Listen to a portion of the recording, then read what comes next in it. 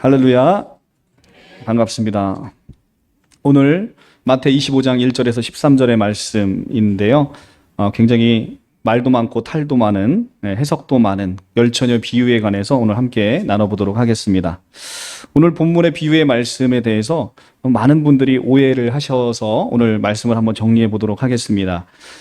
오늘 이 말씀은 신천지에서도 자주 쓰고 있는 말씀이죠. 그래서 오늘 특별히 우리 성도님들에게는 아주 귀한 말씀이 되지 않을까 생각이 듭니다.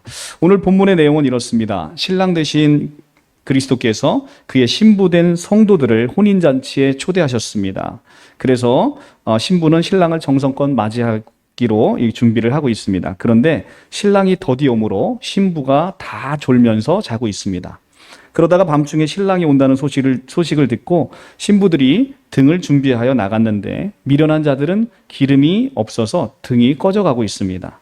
그러자 미련한 자들이 슬기 있는 자들에게 기름을 좀 나눠달라라고 얘기를 합니다. 그러나 슬기 있는 자들에게도 나눠 쓸 기름은 없습니다. 그래서 너희 쓸 것을 사라고 합니다. 그런데 기름을 사라간 사이에 신랑이 왔고 혼인잔치 문이 닫혔습니다. 그래서 미련한 처녀들이 열어달라고 소리를 치자 주인이 와서 내가 너희를 도무지 알지 못한다라고 하는 내용입니다. 이것이 오늘 내용의 전부입니다. 그리고 오늘 결론이 바로 도출이 됩니다. 바로 13절인데요. 함께 읽겠습니다. 13절 다 같이 시작. 그런즉 깨어 있으라. 너희는 그 날과 그 때를 알지 못하느니라. 아멘. 이 13절이 결론입니다. 오늘 비유의 결론이에요. 말씀을 다 전했습니다.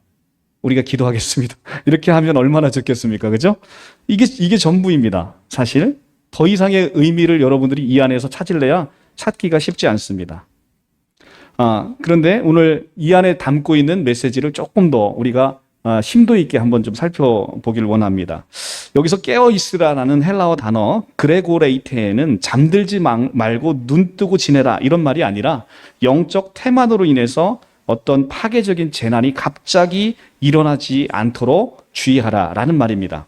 특별히 이 단어를 현재 명령형으로 쓰고 있는 것은 예수께서 다시 오실 때 재림 직전에만 잠깐 깨어 있으라 이렇게 이야기하는 게 아니라 우리가 살아가는 동안에 항상 영적으로 깨어 있어서 주님이 다시 오실 재림을 대비해야 된다는 것을 오늘 말씀을 통해 우리에게 강조하고 있는 것입니다. 미련한 자는 준비되어 있지 않는 자를 말합니다. 반면 슬기 있는 자는 영적으로 깨어 준비된 자를 이야기하고 있습니다. 이 비유에서 더 이상의 의미를 찾을 수가 없어요. 등이 뭐고 기름은 뭐고 기름을 파는 자는 누구고 이런 것을 따질 이유가 전혀 없다는 거예요. 많은 이들이 등과 기름의 의미를 찾으려고 많은 노력을 기울이다 보니까 엉뚱한 해석을 낳게 되는 거예요.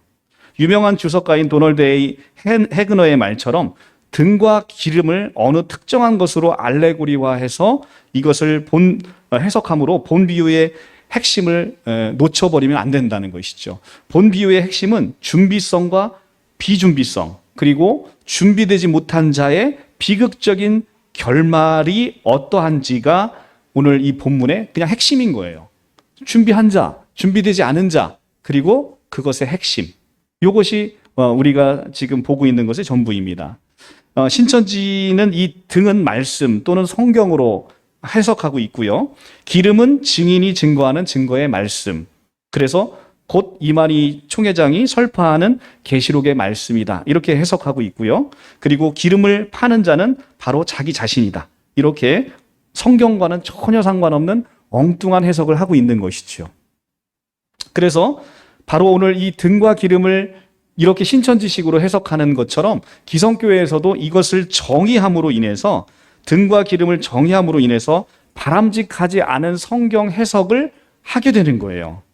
그러나 이 각 단어가 뜻하고 있는 것이 무엇이다라고 정의하는 순간 우리는 이 본문의 비유에서 말씀하고 있는 것을 놓치게 되는 것입니다. 그래서 이 등과 기름이 무엇이다라고 정의할 필요가 전혀 없고 정의할 수도 없고 정의해서도 안 되는 것입니다. 그런데 그것이 상징하는 바가 오늘 성경 전체의 메시지와 어떻게 관련이 있는지 그것을 우리의 삶 가운데 그리고 우리의 이 말씀의 전체적인 취지 가운데 적용을 해볼 수는 있다는 거예요.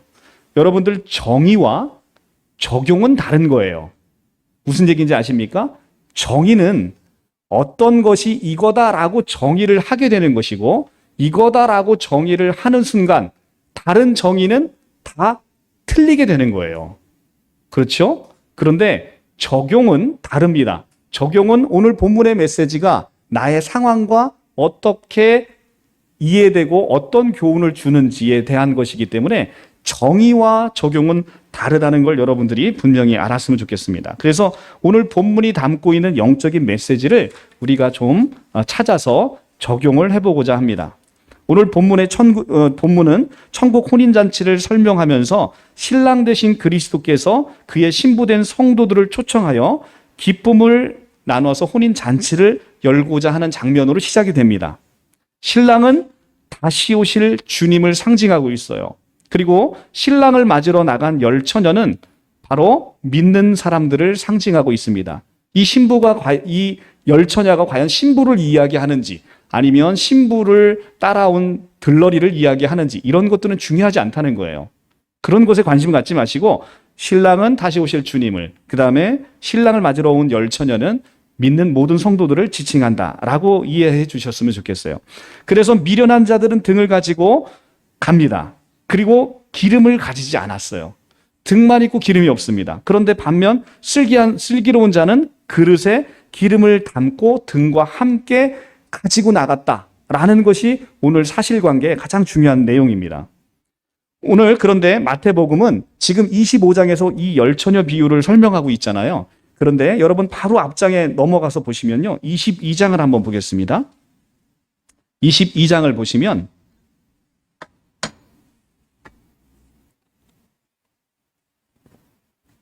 혼인잔치 비유가 하나 더 나옵니다. 22장 1절부터 제가 읽어보겠습니다. 예수께서 다시 비유로 대답하여 이르시되 천국은 마치 자기 아들을 위하여 혼인잔치를 베푼 어떤 임금과 같으니. 그래서 이미 혼인잔치 비유가 22장에 이미 나온다는 거예요. 그 종을 보내어 그 청한 사람들을 혼인잔치에 오라 하였더니 오기를 싫어하거늘 다시 다른 종들을 보내어 이르되 청한 사람들에게 이르기를 내가 오찬을 준비하되 나의 소와 살찐 짐승을 잡고 모든 것을 갖추었으니 혼인잔치에 오소서 하라 하였더니 그들이 돌아보지 않고 한 사람은 자기 밭으로 한 사람은 자기 사업하러 가고 그 남은 자들은 종들을 잡아 모욕하고 죽이니 임금이 노하여 군대를 보내어 그 살인자들을 진멸하고 그 동네를 불사르고 이에 종들에게 이르되 혼인잔치를 준비되었으나 청한 사람들은 합당하지 아니하니 네거리 길에 가서 사람들을 만나는 대로 혼인잔치에 청하여 오라 한데 종들이 길에 나가 악한 자나 선한 자나 만나는 대로 모두 데려오니 혼인잔치의 손님들이 가득한지라. 임금이 손님을 보러 들어올새 거기서 예복을 입은 자 한 사람을 보고 이르되 친구여 어찌하여 예복을 입지 않은 자 한 사람을 보고 이르되 친구여 어찌하여 예복을 입지 아니하고 여기 들어왔느냐 하니 그가 아무 말도 못하거늘 임금이 사완하게 말하되 그 손발을 묶어 바깥 어두운 데에 내던지라. 거기서 슬피 울며 이를 갈게 되리라 하니라. 청함을 받은 사람은 많되 택함을 입은 자들은 적으니라. 자, 지금 22장의 혼인잔치의 비유에서는 우리가 흔히 이야기해서 우리가 하나님 안에서 예수 그리스도 안에서 구원을 받는 자를 택하는 내용이 지금 나오잖아요. 임금이 자기 아들을 위해 혼인잔치를 준비해서 사람들을 청합니다. 사람들을 청하는데 이 사람들이 오질 않아요. 그래서 어떤 사람은 자기 밭으로, 어떤 사람은 자기 사업하러, 심지어 어떤 사람은 그들을 모욕하고 잡아 죽입니다. 이것은 무엇을 얘기합니까? 바로 우리가 누군가에게 예수 전도할 때 사람들은 많은 모양새로 야, 교회 가면 밥이 나오냐, 떡이 나오냐, 난 지금 먹고 살기 바빠, 나 지금 일하러 가야 돼. 여기 보니까 지금 뭘로 가요? 밭으로 가잖아요. 밭으로 간다는 게 일하러 가는 거죠. 자기 사업하러 가는 거죠. 아유, 나 지금 내 사업도 바빠 죽겠다. 내가 무슨 교회를 가냐? 이렇게 이야기하시는 분들이 많죠. 그래서 구원함의 초대, 이곳은 여러분들 왜 왔습니까? 이곳에 영생이 있어 오셨잖아요. 이곳에 구원함이 있어서 오셨잖아요. 그런데 많은 사람들은 이곳에 영생이 있고 구원함이 있는지를 몰라요. 그러니까 자기 삶에 바쁜 거예요. 그리고 이제 이들이 그 초대된 사람을 다 죽입니다. 그래서 임금이 진노해서 이제는 복음이 유대인에서 이방인으로 흘러가는 그 내용을 설명으로 보여주고 있잖아요. 그래서 종들이 길가에 이제는 네거리 길에 가서 사람을 만나는 대로 혼인잔치로 초대합니다. 원래 유대 백성이 하나님이 선택된 선민이었잖아요. 그런데 그들이 예수 그리스도를 십자가에 달려 죽게 만들므로 그 복음이 이방 세계로 넘어온 것을 지금 성경은 말씀하고 있는 거예요. 그래서 그렇게 말씀해서 우리에게 복음이 전해졌는데 막상 초대됐는데 청함 받은 사람은 많대. 이 14절이 결론이잖아요. 청함을 받은 사람은 많은데 택함을 입은 자들이 적다는 거예요. 우리는 많은 사람들에게 복음이 전해졌어요. 그런데 진짜 와서 구원받고 영생을 누리시는 분은 적다는 겁니다. 그 본문 가운데 오늘 25장이 이어지는 거예요. 그럼 25장은 어떤 사람이에요? 이미 택함을 입은 사람들이에요. 택함을 입은 사람들에 관해서 10처녀가 있고 그 중에 5은 미련하고 그 중에 5은 슬기 있다. 이 얘기를 하고 있는 것입니다. 자, 이제 큰 흐름을 좀 아셨겠죠? 자, 그래서 오늘을 택함 받은 10처녀 중에 어떤 사람은 등을 가졌으나 기름을 갖지 않았다는 거예요. 이것이 과연 상징하는 바가 무엇이겠습니까? 어떤 이는 등을 가졌는데 기름을 갖지 않았다. 이것이 바로 지금 예수님이 끊임없이 유대 바리새인들에게 주셨던 그 말씀을 하고 있는 거예요. 이것은 유대 바리새인들처럼 외형적인 형식적 신앙은 갖추어서 교회 와서 열심히 돈 11조도 내고 헌금도 하고 봉사도 하는데 외형적인 신앙은 갖추었으나 그 안에 성령이 주시는 사랑이 없고 은혜가 없는 신앙이를 대표해서 상징한다고 볼 수 있는 얘기입니다. 그래서 10처녀 중에 미련한 자는 등은 있되 기름이 없는 것이죠. 그래서 그들은 외형적인 신앙은 갖추었으나 경건의 모양은 있으나 그 안에 하나님을 향한 뜨거운 사랑과 은혜의 이 행함이 없는 그런 신자들을 이야기하고 있습니다. 10처녀라는 열이라는 숫자는 보통 완전을 상징하는 숫자입니다. 그렇다면 10처녀라 함은 주님이 다시 오실 때 그때 주님을 기다리는 열방의 모든 성도를 다 가리키고 있는 말입니다. 그래서 본문의 내용은 신랑이 오셨을 때 처녀들이 이렇게 모든 신자들이 10명으로 대표되는 신자들이 열은 모든 숫자의 총합입니다. 그래서 모든 숫자의 신도들이 예수님이 다시 오실 때 이렇게 둘로 나눠지게 된다는 것이죠. 우리가 빛이 오면 어둠이 빛과 어둠으로 나눠지잖아요. 빛이 비치는 데는 빛이 밝아 있습니다. 그런데 빛이 옴으로 비로소 어둠이라는 것이 나눠지는 거예요. 빛이 오기 전에는 어둠이 어둠인지를 모르는 것이죠. 빛이 오니까 비로소 밝은 곳이 있고 어두운 곳이 나눠지듯 바로 예수께서 오실 때 이제 진정한 자기의 백성과 그렇지 않은 사람들이 나눠지게 된다는 것이죠.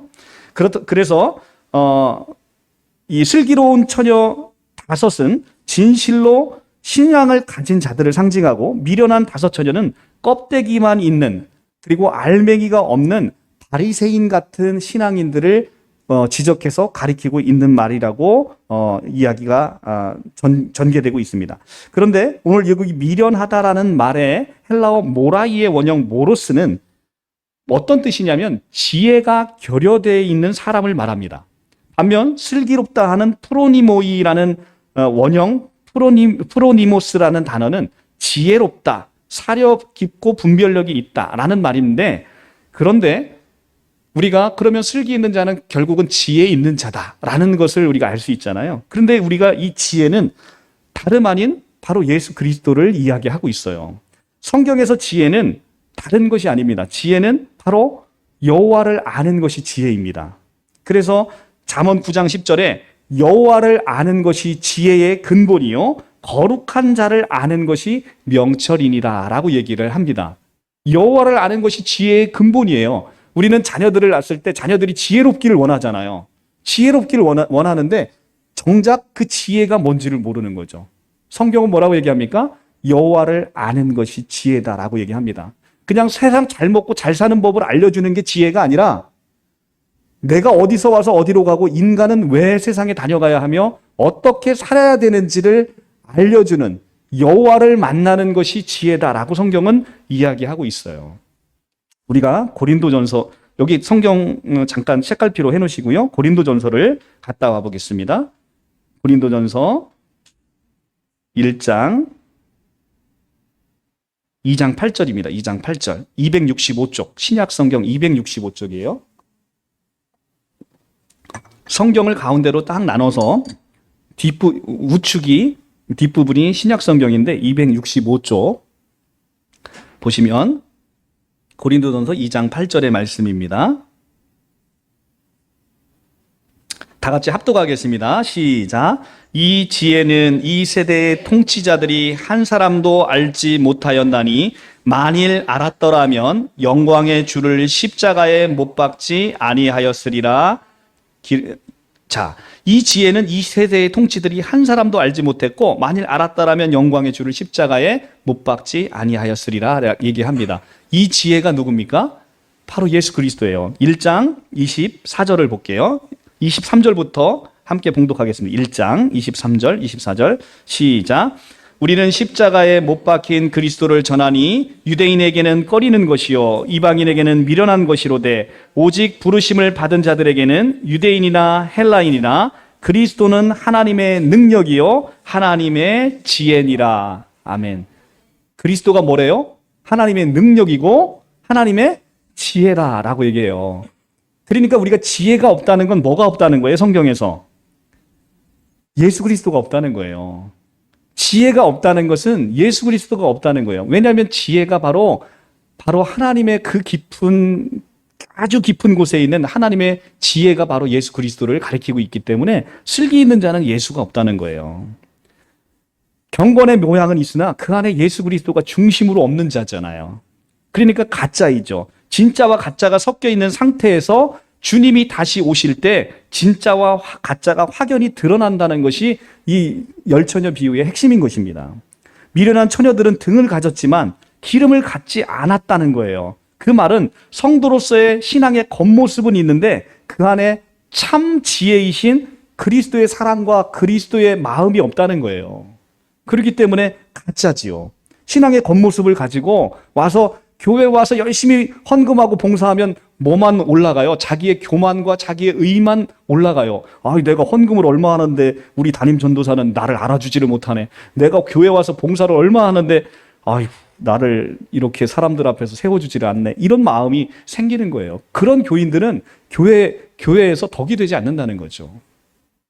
신앙의 겉모습으로만 가득 찼다는 거죠. 신앙의 겉모습은 눈에 보이는 종교적인 행위를 가리키고 있어요. 이 종교적인 행위로 행위 자체는 엄청 많아요. 그런데 하나님이 원하는 행함이 하나도 없다는 것이죠. 너무 많이 교회에서 일을 엄청 많이 하는 것 같아요. 그런데 그 안에 하나님이 진짜 원하는 사랑과 하나님의 행함은 없다는 거예요. 겉모습에 직분만 있다는 거예요. 그냥 나는 권사고 나는 장로고 직분 자체는 있지만 직분 자체 안에서 필요한 하나님의 사랑이 없다는 것이죠. 신학적인 지식으로는 가득해요. 마치 서기관과 바리새인처럼 신학적인 지식은 가득합니다. 그런데 서기관과 바리새인들이 정작 하나님의 아들인 예수 그리스도를 알아보지 못했잖아요. 그렇죠? 그들은 정말로 많은 신학적인 지식이 있고 철저하게 율법을 지켰어요. 그런데 불구하고 예수님을 알아보지 못하시고 주님을 핍박하고 나중에는 십자가에 달려 죽게 만드시는 그런 자들이 되고 맙니다. 그래서 우리가 성경 지식이 많다고 해서 우리가 하나님의 마음에 흡족한 자로 살아갈 수 있는 것은 아니라는 것입니다. 오늘 미련한 자들은 어떤 자인지 이어지는 비유를 통해서 보면 조금 더 이 미련한 자의 의미가 잘 나옵니다. 예수님은 오늘 비유 말씀을 시작으로 해서 연달아 두 개의 비유 말씀을 더합니다. 하나는 우리가 잘 아는 달란트의 비유, 또 하나는 양과 염소를 나누는 비유의 말씀을 연달아 하십니다. 그렇기 때문에 이 미련한 자는 여기서 한 달란트 비유에서 한 달란트를 하나님으로부터 받았는데 그 하나님께 받은 달란트의 은혜를 그냥 땅에 묻어버려서 헛되게 만드는 자, 은혜를 은혜되게 여기지 않는 자, 이것이 바로 미련한 자의 표상을 이어서 달란트 비유에서 보여주고 있는 거예요. 하나님의 은혜를 은혜로 여기지 않는 자라는 것이죠. 내가 지금 먹고 사는 것이 다 내 힘과 노력으로 먹고 산다고 생각하는 자, 이 자가 바로 미련한 자인 거예요. 그래서 하나님께서는 은혜를 은혜로 여기지 않는 자를 미련한 자다라고 달란트 비유를 통해서 알려주시고, 양과 염소의 비유에서 양과 염소의 비유는 뭡니까? 염소의 핵심은 뭡니까? 염소의 핵심은 줄인 자, 목마른 자, 헐벗은 자에게 아무것도 행한 게 없다는 거예요. 그런데 실제 우리 그 뒤에 비유로 25장 마태로 다시 돌아가서요. 25장 양과 염소의 비유에서 42절부터 한번 보겠습니다. 42절에 41절부터 이제 염소에 대해서 나오는데요. 25장 41절에 보면 또 왼편에 있는 자들에게 이르시되 저주를 받은 자들아 나를 떠나 마귀와 그 사자들을 위하여 예비된 영원한 불에 들어가라. 내가 줄일 때 너희가 먹을 것을 주지 아니하였고 목마를 때 마시게 하지 아니하였고 나그네 되었을 때 영접하지 아니하였고 헐벗을 때 옷 입히지 아니하였고 병들었을 때 옥에 갇혔을 때 돌보지 아니하였느니라 하시니. 자, 예수께서 재림에서 오셔서 네가 나한테 이렇게 했다는 거예요. 그런데 이 염소는 진짜 황당한 염소예요. 염소는 누구보다도 교회 와서 열심히 일했거든요. 누구보다도 종교 생활을 열심히 했거든요. 누구보다도 율법에 철저한 바리새인이었거든요. 그런데 지금 예수님이 이렇게 말한다는 거예요. 그랬더니 염소가 황당해서 물어보잖아요. 44절에 그들도 대답하여 이르되 주여 우리가 어느 때 주께서 줄이신 것이나 목마른 것이나 나그네 되신 것이나 헐벗으신 것이나 병든 것이나 옥에 갇힌 것을 보고 공양하지 아니하였나이까? 라고 자기가 언제 자기가 그렇게 했는지 몰라요. 반면 슬기로운 자는 어떻습니까? 37절입니다. 그 위에 37절에 35절부터 내가 줄일 때 너희가 먹을 것을 주었고 목마를 때 마시게 하였고 나그네 되었을 때 영접하였고 헐벗었을 때 옷을 입혔고 병들었을 때 돌보았고 옥에 갇혔을 때 와서 보았느니라. 근데 의인들은 나는 그렇게 한 적이 없는데 어찌 이런 일이 있을까라고 얘기하니까 37절에 말하잖아요. 이에 의인들이 대답하여 이르되 주여 우리가 어느 때 주께서 줄인 것을 보고 음식을 대접하며 목마른 것을 보고 마시게 하였나이까? 어느 때 나그네 되신 걸 보고 우리가 영접했습니까? 이렇게 물어보니까 40절에 임금이 대답하여 이르되 내가 진실로 진실로 너희에게 이르되 너희가 여기 내 형제 중에 지극히 작은 자 하나에게 한 것이 곧 내게 대하여 한 것이다 라고 하는 거예요. 진정한 하나님의 사랑이 여기 있다는 거예요. 하나님의 사랑이 교회 와서 여러분들의 거룩을 원하시는 게 아니라 진짜 여러분들이 하나님의 마음과 예수님의 마음을 가지고 여러분의 이웃을 정말 세상에서 작은 자 한 사람에게 섬겨주는 것, 그게 하나님의 뜻이라는 거예요.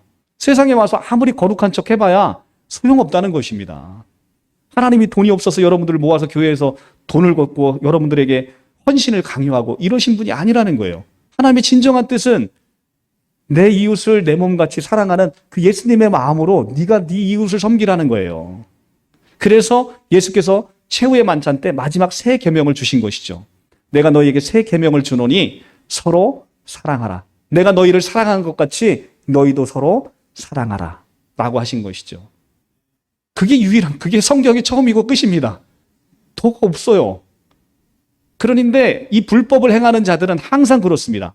항상 자기가 무엇을 한 것을 내세워요. 그런데 마태 7장에도 나오죠. 주께서 내가 주의 이름으로 선지자 노릇하고 내가 주의 이름으로 귀신을 쫓아내고 이렇게 막 주님이 나타났을 때 자기가 행한 것을 자랑합니다.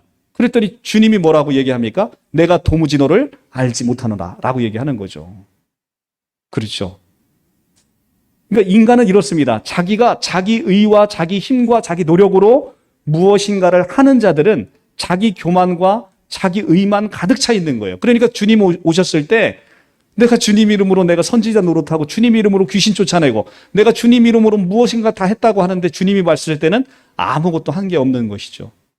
그 안에 뭐가 없어서? 지혜가 없고 그 안에 사랑이 없기 때문에 그렇다는 것입니다. 이것이 오늘 우리에게 이 외형적인 종교만 가지고 경건의 모양은 있는 바로 바리새인적인 신앙을 갖고 있는 우리를 강하게 질타하고 있는 것이죠. 아무리 기도 많이 하고 아무리 예배 잘 참석하고 교회에서 아무리 많은 사역을 잘 감당해도 그것이 성령의 기름 부음에서 나온 것이 아니면 그것이 믿음의 발로에서 나오는 행함이 아니면 아무 소용이 없다는 거예요. 그건 지가 교회에서 높아지려고 지가 하는 얘기지, 지가 하는 일이지라고 생각하는 게 바로 주님의 마음입니다. 그래서 로마서 13장 23절에 믿음을 따라 하지 아니하는 건 다 죄라는 거예요. 그것이 비록 좋은 일이고 그것이 비록 세상적으로 보면 착한 일이라 하더라도 그건 다 죄라는 거예요.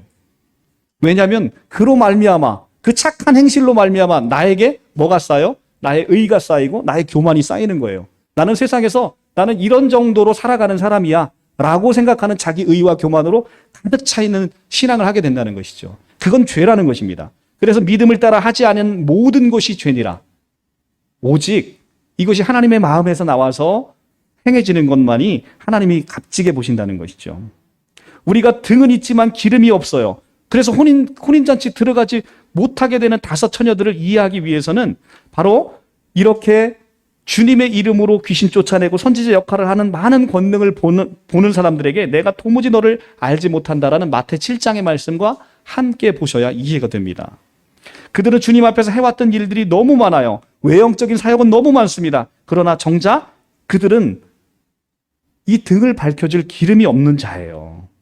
등을 밝혀줄 기름이 없다는 것이죠. 아무리 준비해온 것이 화려하고 멋지다고 하더라도 그 등을 밝혀줄 기름이 없으면 무슨 소용이 있습니까? 정말 화려한 등을 갖고 와요. 그런데 그 등을 밝혀줄 기름이 없어요. 요즘 어린애들 말대로 헐 하는 거 아니겠습니까? 정말 화려합니다. 그런데 헐 불이 안 켜져요. 아무 소용이 없죠. 기름 없는 등이 무슨 소용이 있겠습니까? 그러니까 사랑 없는 지식과 이 사랑 없고 하나님의 그 마음으로 하지 않는 이 행동이 무슨 의미가 있겠냐고 성경은 지금 이야기하고 있는 것이죠. 사랑 없는 지식과 권능과 믿음은 아무 유익이 없다는 것을 우리에게 보여주고 있습니다. 내가 예언하는 능이 있어서 모든 비밀과 모든 지식을 알고 산을 옮길 만한 모든 믿음이 있을지라도 사랑이 없으면 내게 아무것도 아니요.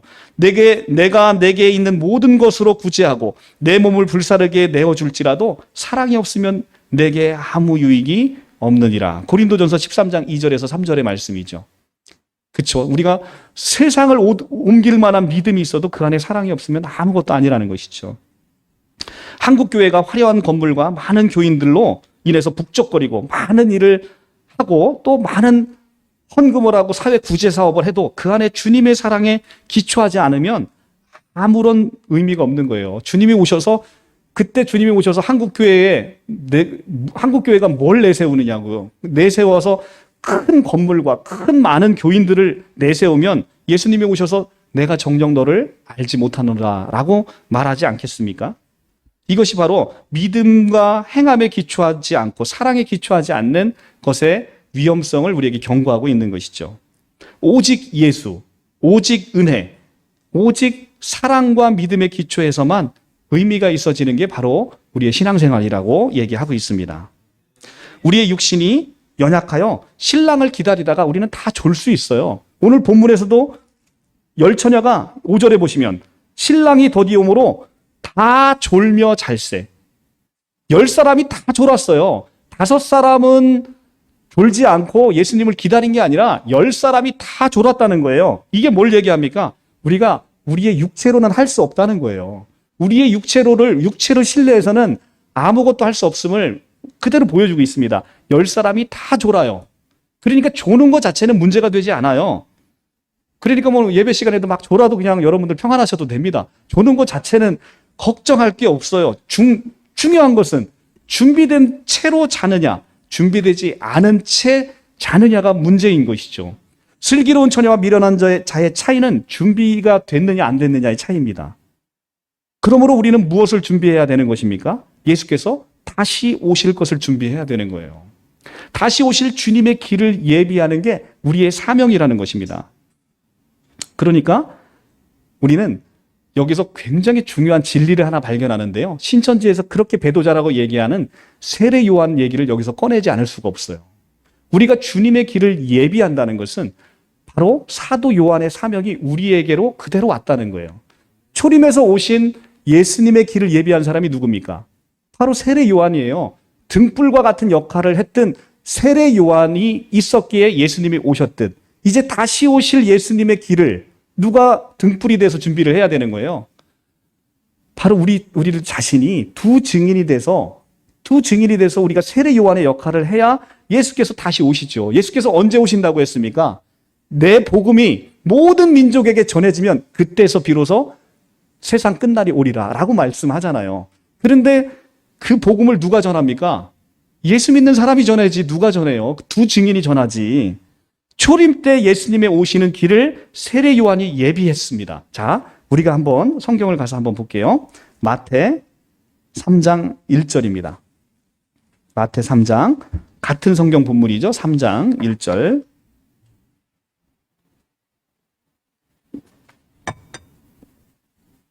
마태 3장 1절에서 3절입니다. 그때 세례 요한이 이르러 유대 광야에 전파하여 말하되 회개하라 천국이 가까이 왔느니라 하였으니 그는 선지자 이사야를 통하여 말씀하신 자라. 일렀을 광야에 외치는 자의 소리가 있어 이르되 너는 주의 길을 준비하라 그가 오실 길을 곧게 하라 하셨느니라.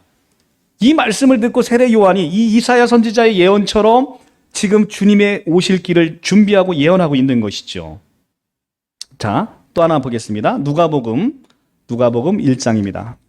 누가복음 1장 신약성경 86쪽입니다. 신약성경 86쪽. 마태, 마가, 누가복음 신약성경 87쪽.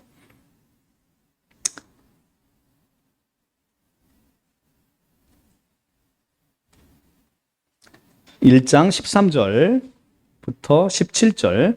천사가 그에게 이르되 사가랴야 무서워하지 말라 너의 간구함을 들은지라 내 아내 엘리사벳이 내게 아들을 낳아 주리니 그 이름을 요한이라 하라. 너도 기뻐하고 즐거워할 것이요 많은 사람도 그의 태어남을 기뻐하리니 이는 그가 주 앞에 큰 자가 되며 포도주나 독한 술을 마시지 아니하며 모태로부터 성령 충만함을 받아 이스라엘 자손을 주 곧 그들의 하나님께로 많이 돌아오게 하겠습니다. 아멘.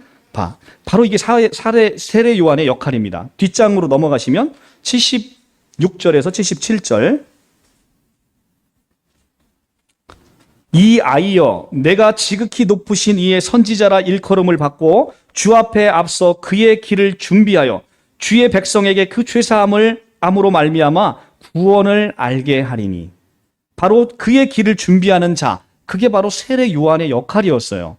그래서 세례 요한은 등불이라고 얘기합니다. 요한복음 5장 35절에 요한은 등불이니 라고 얘기를 합니다. 요한이 왜 등불입니까? 예수님의 오시는 길을 예비하는 자라고 얘기하고 있습니다. 그런데 요한은 등불이지만 자신이 참빛이라고 스스로 나타내는 게 아니라 참빛이신 예수님을 증언하러 온 자예요.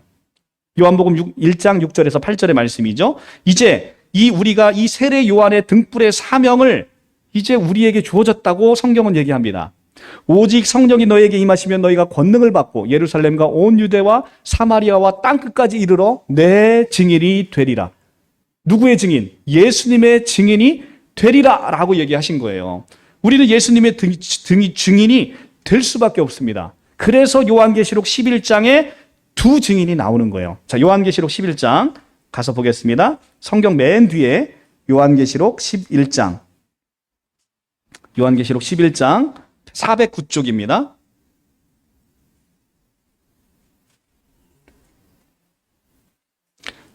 사도행전에서 409쪽입니다. 사도행전에서 너희는 내 증인이 되리라 말씀하셨는데 계시록 11장에 두 증인이 나와요. 그 두 증인은 바로 예수님의 증인이 되는 사람들인 교회 공동체를 이야기하고 있는데 4절에 그들은 이 땅에 주 앞에서 있는 두 감람나무와 두 촛대니라고 얘기합니다. 여기서 그들은 누구냐면 두 증인을 얘기하고 있어요. 그러니까 두 증인이 뭐라고 얘기하냐면 지금 두 감람나무와 두 촛대라고 얘기합니다. 감람나무가 뭐예요? 바로 올리브나무입니다. 올리브나무는 성전에 밝히는 올리브 기름을 추출하는 나무예요. 그러니까 그 기름으로 우리는 성전을 밝히는 촛대, 즉 등불의 역할을 하는 자가 두 증인이라고 얘기하고 있는 거예요. 그래서 두 증인은 바로 두 감람나무요, 두 촛대다라고 얘기하는 것은 바로 증인인 교회 공동체가 올리브 기름으로 바로 예수님이 다시 오시는 예수님의 그 길을 밝히는 촛대 역할을 하는 등불이다라는 것을 지금 성경은 보여주고 있는 거예요. 그러니까 오늘 우리는 바로 이 올리브 기름이 성경에서는 성령의 역사하심, 내주하심을 상징하고 있거든요. 그러니까 올리브 기름, 성령의 조명을 통해서, 성령의 조명으로, 성령의 역사로 통해서 내 안에 행함이 나타나서 뭘 밝혀야 되는 거예요? 우리는 바로 촛대를 밝혀야 되는 거예요. 이 촛대를 밝힌다는 건 뭐예요? 바로 다시 오실 주님의 길을 예비하게 되는 것이죠. 우리가 누리고 있는 구원의 감격, 우리가 누리고 있는 영생의 소망, 우리가 가지고 있는 이 기쁨을 나만 누리고 있는 게 아니라 세상 사람들에게 이 기쁨을 나눠줘야 된다는 거예요. 이거 좋은 거니까 나 혼자만 가져야지. 이게 아니고 이 기쁨은 나누면 나눌수록 배가 되는 기쁨이라고요. 세상 것은 나눠주면 내게 없어지잖아요. 그런데 하나님의 나라는 내가 주면 줄수록 내게 2배, 3배, 4배로 쌓이는 기쁨이라고요. 그러니까 세상의 기쁨과는 다른 것입니다. 오늘 열처녀 비유에서는 등만 가지고 있어서는 주님의 오시는 길을 예비할 수 없음을 우리에게 알려주고 있는 거예요. 등은 뭐고 기름은 뭐고 이렇게 보는 게 아니라 등만 있어서는 주님의 오시는 길을 예비할 수 없음을 알려주고 있다고요. 외형적인 신앙생활만으로는 우리가 주님을 만족하게 할 수 없다는 거예요. 바리새적인 외형적인 종교생활만으로는 우리에게 주어진 사명, 즉 주님의 오시는 길의 빛을 비추는 등불의 사명을 온전히 감당할 수 없음을 알려주는 거예요. 네 힘으로는 안 돼. 그러니까 성령의 조명을 통해서 성령의 주시는 그 사랑으로 네가 이웃을 섬기란 말이야. 그 얘기를 하고 있는 거예요. 근데 거기에 왜 갑자기 이만희가 툭 튀어나오냐고요. 그건 있을 수도 없는 얘기잖아요. 오직 기름으로 상징되는 성령의 임재를 통해서 내게 하는 것이 내가 아니라 하나님께서 일하심을 보고 그 하나님의 일하심을 통해서 우리 안에 성령의 불이 밝혀지고 촛대의 불이 밝혀져서 다시 오실 예수님을 준비하라는 것입니다. 기름 없는 등은 아무런 화려해도 쓸데없는 거예요. 그리고 기름만 있어도 쓸데없어요. 반드시 등과 기름이 함께 있어야 되는 거죠. 등과 기름이 함께 있어야 불을 밝힐 거 아니겠습니까? 그러니까 우리에게 경건의 모양이 그것도 있어야 되는 거예요. 등과 기름이 함께 있어 우리에게 다시 오실 그리스도를 우리가 맞이할 수 있는 것이죠. 슬기 있는 자도 다 졸 수밖에 없습니다. 내 힘으로는 할 수 없다는 것을 이야기해주고 있죠. 그러나 슬기 있는 자는 뭐가 있습니까? 지혜가 있는 거예요. 지혜가 있는 건 뭐가 있다고? 바로 예수 그리스도가 있다는 거예요. 예수 그리스도를 가진 자만이 마지막에 하나님이 기뻐하는 자로서 혼인잔치에 들어갈 수 있는 것이죠. 자, 우리가 오늘 죽었다고 생각해 봅시다. 죽으면 히브리서 9장 27절에 한 번 죽는 것은 사람에게 정하여진 것이요 그 후에는 심판이 있으리니 모든 사람이 죽습니다. 왜냐하면 성경이 그렇게 얘기해 놨기 때문에. 앞으로 코로나 바이러스는 훨씬 더 코로나 바이러스보다 심각한 상황이 계속 연출될 거예요. 왜? 성경이 그렇게 예언해 놨으니까. 그렇기 때문에 우리는 성경대로 가고 있어요. 가고 있는데 이제 모든 사람이 죽습니다. 오늘 죽어요. 하나님 앞에 딱 갔습니다. 내가 너를 무엇으로 내가 너의 심판을 오늘 면하게 해줄까라고 할 때 미련한 자들은 뭐라고 얘기한다고요? 제가 어떤 사람을 열심히 도와줬어요. 제가 막 돈 많이 벌어서 착한 일 많이 했어요. 제가 이 억울한 사람에게 내가 정말 최선을 다했어요. 그런데 하나님이 그 말씀을 들을 때 내가 도무지 너를 알지 못한다라고 얘기한다는 거잖아요. 그러면 우리가 내세울 수 있는 게 뭡니까? 바로 우주적인 우리의 모든 죄를 담고 십자가에 달려 죽으신 바로 예수 그리스도의 그분의 사랑이 우리 안에 있을 때, 그분의 사랑이 있을 때, 그분의 보혈이 발라질 때 그 피를 내어 놓으면 하나님이 너는 의롭구나 라고 인정해 주신다는 거예요. 근데 많은 미련한 사람들이 에이 세상에서 그런 게 어디 있어 라고 얘기를 하는 거예요. 왜냐하면 자기 기준으로 자기가 판사 노릇을 해요. 모든 인간들은 자기가 자기의 잣대로 세상을 판단한다는 거예요. 이게 바로 옛 아담인 것이죠. 아니 내가 공인중개사 시험을 합격하고 싶은데 나라에서 정한 그 과목을 공부해야지. 내가 국어, 영어, 수학을 잘한다고 국어, 영어, 수학을 공부하면 시험에 합격하겠어요? 못하겠어요? 못하죠. 그리고 나서 나중에 에이 왜 시험을 그걸 내? 이렇게 이야기하는 사람하고 이게 딱 미련한 자예요. 우리의 시험 과목은 누가 정해줍니까? 바로 하나님이 정해주시는 거죠. 하나님께서 우리를 어떻게 판단하시겠다라고 이미 2000년 전에 우리에게 성경 말씀을 통해 주신 거죠. 뭘로? 네 안에 그리스도가 있느냐 없느냐. 내 사랑하는 그리스도의 보혈이 발라졌느냐 안 발라졌느냐. 그걸로 내가 너를 심판하겠다라고 이야기함에도 불구하고 끊임없이 에이 세상에 그런 게 어디 있어. 나는 내 마음대로 하고 내가 나중에 내 마음대로 하나님께 따질 거야 라고 생각하는 인간의 어리석음을 우리나 누구나 다 갖고 있다는 것이죠. 근데 성경은 그런 자들은 정말 어리석다라고 얘기하는 것입니다. 슬기로운 자는 나는 죄인이로소이다. 나는 아무것도 내세울 게 없다. 오직 하나님의 은혜만을 구하는 자, 그 자가 의롭다함을 얻게 된다라고 성경은 얘기하고 있습니다. 자, 우리는 우리의 구원이 그래서 오늘 이 성경의 본문의 말씀 정리해 보겠습니다. 많은 교회에서 기름을 준비하라고 하면서 교회에서 헌신을 쫙쫙 뽑아내요. 정말 기름을 준비했더니 기름을 짜요. 성도들을 갈아가지고 맷돌로 갈아서 기름을 쪽쪽 빨먹어요. 그 말씀이 아니라는 거예요. 성경이 이 오늘의 본문의 말씀은 그 말씀이 아니라 너희 안에 이 그리스도의 지혜와 그리스도의 사랑이 없으면 아무 소용이 없다는 것이죠. 이건 너희 힘으로 이룰 수 없는 거예요. 너희가 다 졸며 자는 열처녀라는 거예요. 오직 하나님께서 하나님의 은혜로 값없이 구원함을 주신다라는 것입니다. 그러니까 여러분들 교회 와서 기름 짜려고 하지 마시라고요. 기름 짜지 마시고 은혜를 충만히 누려서 그 사랑으로 여러분들 구원함을 얻는 거예요. 우리의 구원은 바로 그겁니다. 오늘 성경 마지막 말씀 보고 마치겠습니다. 오늘 출애굽하는 이스라엘 백성들에게 어떻게 하나님께서 세상으로부터 우리를 구원하시는지가 출애굽기 14장에 아주 잘 나와 있습니다. 구약성경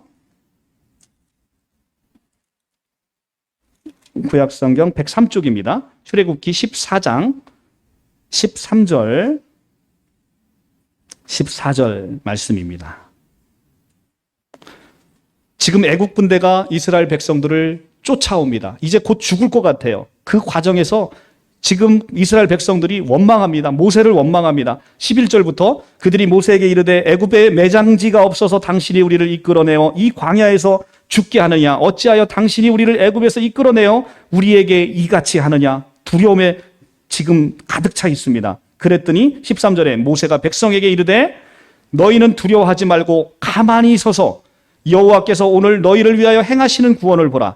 너희가 오늘 본 애굽 사람들을 영원히 다시 보지 아니하리니 여호와께서 너희를 위하여 싸우시리니 너희는 가만히 있을지라. 아멘. 우리는 여호와의 행하심을 기대하고 소망하는 거예요. 그분이 베푸시는 구원을 가만히 서서 보는 거예요. 그러면 그분이 우리 안에 소망을 두고 우리 안에 이제 우리가 해야 될 일들을 하나씩 하나씩 알려주는 거예요. 내가 하나님의 마음을 읽지도 못해요. 내가 하나님의 음성을 듣지도 못해요. 그런데 내 힘으로 뭔가 다 하다 보면 번아웃이 오는 거예요. 내가 교회에서 사역을 하다가 그냥 번아웃이 와서 지쳐버리는 거예요. 그리고 나서 하나님을 원망하고 나 교회 안 다닐래 하고 떠나버리는 거예요. 그러니까 우리는 그런 식의 신앙생활을 여태까지 너무나 많이 오랫동안 종용당했다는 것이죠. 주님께서 다시 오셔서 내가 교회야 내가 너희를 정녕 알지 못한다라는 책망을 들을 수밖에 없도록 교회가 복음에서 너무 멀어졌다는 거죠. 우리의 복음은 나의 노력과 나의 행위에 있지 않고 오직 나를 사랑하시는 예수 그리스도의 사랑으로 말미암아 그분의 은혜를 먼저 받게 되면 그분의 은혜와 사랑으로 그분의 마음으로 내가 내 주변을 살피게 되고 내 이웃을 사랑하게 되고 그 마음으로 사랑을 섬기게 될 때 그때 하나님이 영광 받으신다는 거죠. 그 사람에게 한 것이 나에게 한 거라는 거예요. 여러분들 주변을 살피셔서 여러분들 주변에 여러분들이 섬겨야 되는 예수가 너무 많은 거예요. 여러분들은 정말 교회 와서 교회를 섬기는 게 예수를 섬긴다 생각하지 마시고 정말 예수님이 사랑한 그 사람을 사랑하는 것. 그것이 복음의 가장 핵심적인 진리다. 적어도 우리 교회 성도님들은 그런 성도님들이 다 되셔서 하나님의 이 혼인잔치에 다 참석하셔서 기쁨과 은혜의 기쁨의 잔치에 만끽하시기를 간절히 축원합니다. 기도하겠습니다.